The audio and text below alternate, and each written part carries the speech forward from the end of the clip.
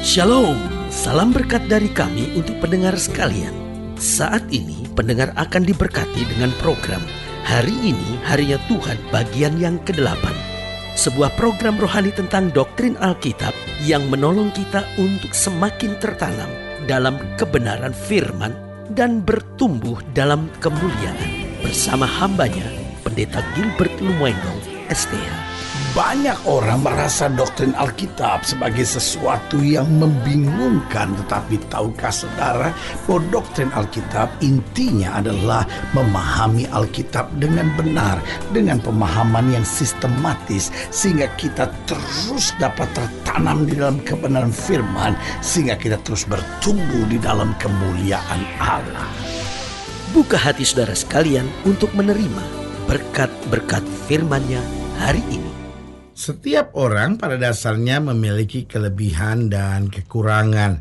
Sehingga selalu saya katakan orang gagal bukan karena kekurangan-kekurangannya, namun karena tidak menyadari segala kelebihannya. Nah, pertanyaan kita, mengapa Tuhan kok ada menciptakan orang ini dengan kekurangan dan kelemahan? Kenapa enggak semua diciptakan Tuhan dengan kelebihan-kelebihan yang luar biasa? Tanpa kekurangan-kekurangan, kan kelihatannya hebat. Kenapa harus ada kelebihan dan juga ada kekurangan? Atau ginilah, tidak ada kelebihan, ya biasa-biasa dengan kekurangan-kekurangan saja. Nah, tidak, ada kelebihan, ada kekurangan. Orang sejahat apapun, semiskin apapun, pasti ada kelebihannya.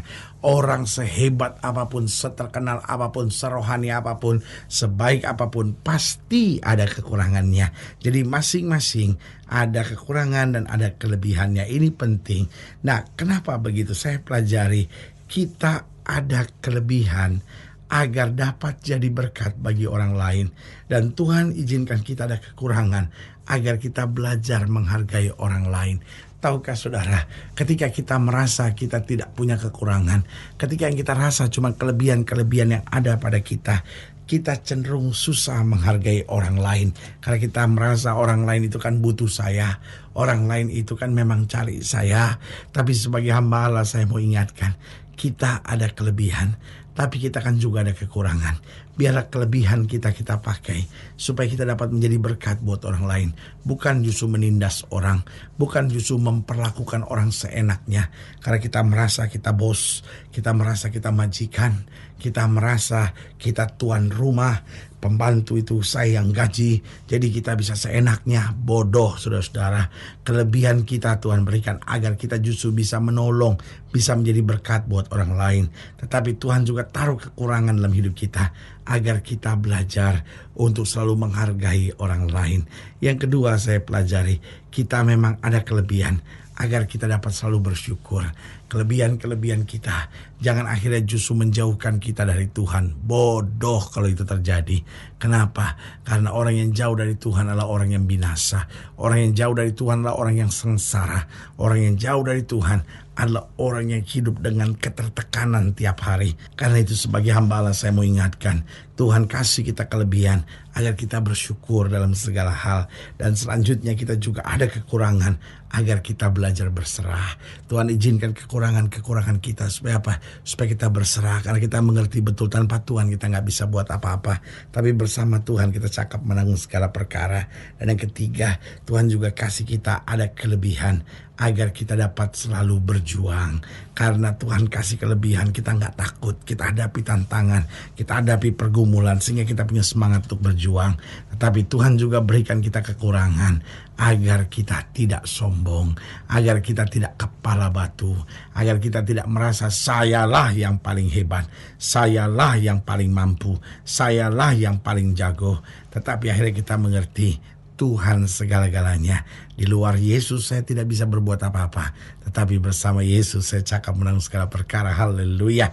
Dan yang keempat saya pelajari bahwa kita ada kelebihan agar kita dapat kuat dalam berbagai tantangan. Ada tantangan bagaimanapun, kita tahu kok Tuhan pembela kita. Kita diberikan kelebihan, kita maju saja. Tetapi sebaliknya, Tuhan juga kita kasih kekurangan-kekurangan. Agar apa? agar kita tekun dalam doa. Karena kita mengerti tanpa doa hidup kita susah.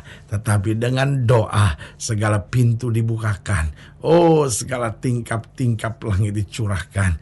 Dan setiap yang kita perlukan Tuhan cukupkan tepat pada waktunya. Haleluya. Selamat datang dalam program kita hari ini, Harinya Tuhan. Sebuah program rohani yang kembali mengingatkan kepada kita betapa pentingnya kita menjadikan firman Tuhan sebagai dasar keseharian hidup kita. Karena selama kita jadikan firman Tuhan sebagai dasar keseharian hidup kita, langkah-langkah ke depan kita penuh dengan kepastian, kemenangan, berkat, mujizat, dan perkara-perkara besar. Haleluya. Dan secara khusus dalam program ini kita sedang membahas tentang pahlawan sakit kusta. Nah, ini dia. Pahlawan kan dihormati, tetapi orang yang sakit kusta ini kan diremehkan, bahkan dianggap sebagai kutuk. Nah, orang ini pahlawan tapi sakit kusta. Tanpa disadari sebetulnya yang disebut pahlawan sakit kusta seringkali adalah kita. Kita diberkati, kita disertai Tuhan, kita menerima segala berkat, anugerah, dan mujizat Tuhan yang sempurna. Tapi tetap kita masih terikat pada dosa. Kita pahlawan, kita anak raja, tapi sakit kusta. Nah, ini yang kita mau belajar bersama dalam pembahasan tentang pahlawan sakit kusta. Kita mau lihat dari 2 Raja-Raja pasal 5. 2 Raja-Raja pasal 5 ayat yang pertama sampai ayatnya yang kelima.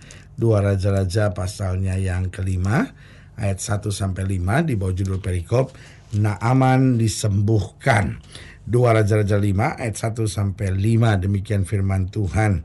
Naaman, panglima Raja Aram, adalah seorang terpandang di hadapan tuannya dan sangat disayangi.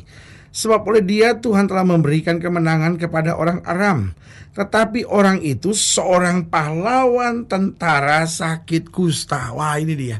Dia seorang pahlawan, orang hebat, orang terpandang. Tetapi dia menyembunyikan sesuatu yang pasti tidak ada orang lain yang boleh tahu, yaitu sakit kusta. Sakit yang dianggap kutukan, sakit yang dianggap najis, sakit yang dianggap tidak patut bergaul di tengah masyarakat. Sehingga Naaman ini pahlawan tapi sakit kusta. Ayat yang kedua, orang Aram pernah keluar bergerombolan dan membawa tentawan seorang anak perempuan dari negeri Israel. Ia menjadi pelayan pada istri Naaman. Berkatalah gadis itu pada nyonyanya, sekiranya tuanku menghadap nabi yang di Samaria itu, maka tentulah nabi itu akan menyembuhkan dia dari penyakitnya. Lalu pergilah Naaman memberitahukan kepada tuannya, katanya, begini-beginilah dikatakan oleh gadis yang dari negeri Israel itu. Maka jawab Raja Aram, baik, pergilah dan aku akan mengirim surat kepada Raja Israel.